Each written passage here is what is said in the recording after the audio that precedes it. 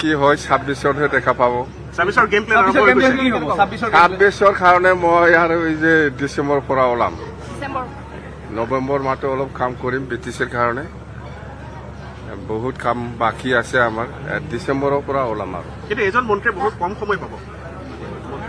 মন্ত্ৰী just NDA সোমাইছে যিহেতু ইয়াতো এটা পাৰ্টনাৰ হিচাপে মন্ত্ৰী হওক কিবা এটা শ্বেয়াৰ থাকে সেইটো হ'ব।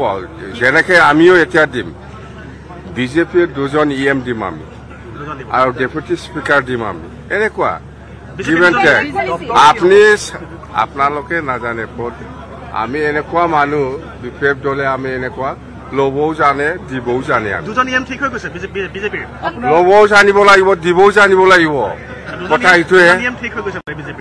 বিজেপিৰ 2জন EM ঠিক হৈ গৈছে। বিজেপিৰ 2জন EM দিব 2জন EM দি পেলাই মই এনে থকা মানুহ কিবা এটা নলোৱাকৈ মই থকা মানুহ নেকি?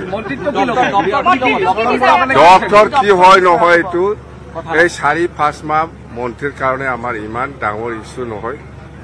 হয় পাৰ্টনাৰ হিচাপে এটা পৰ্টফলিঅ' থাকিব লাগে থাকিছে কিন্তু 26ত দেখাও 26টোহে আচল। সেইটো আলোচনা আৰম্ভ কৰাই নাই মুঠতে আৰম্ভ হ'ব অহাকালিৰ পৰা আকৌ আৰম্ভ হ'ব। নাই এনেকুৱা